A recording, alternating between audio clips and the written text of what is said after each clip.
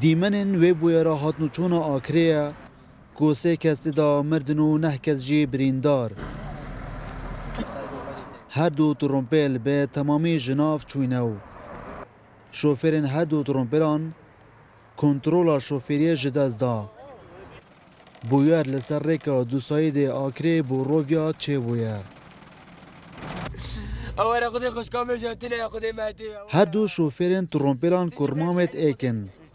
بو مالبات وان نوچای که بوی رنگی تانو گعو باور جناکن.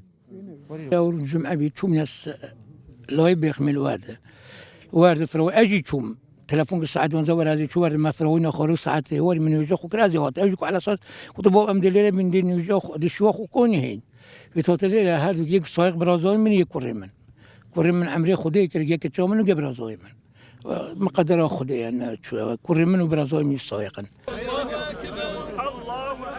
هر سه قربانی لگورستان گند شیخانوک لآکر با آخر هاتن سپادن. السلام عليكم ورحمة الله. تمن وان دنابرا بیز بو 25 سالی دایه. اف هر دو مالباته لگل کسوکارن خواه چوبونه سیرانه.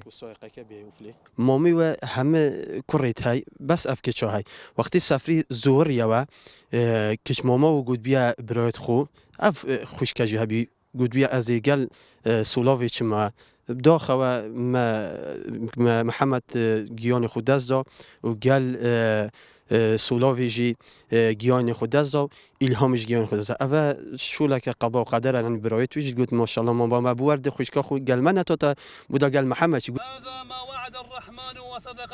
دنوکه دا ایک جوان برینداران هاتی روانه کرن بو دوهو که بو چاره سریه.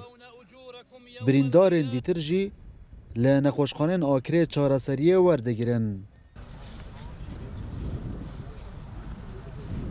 محمد و سولاو و الهام دخواست دگل مالباتن خواه دوی بوهاره دا گشت و سیرانه که خوش بکن.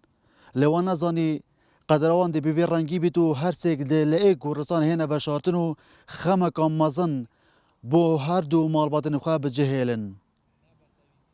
دلبرین غازی کرسات نیوز آکره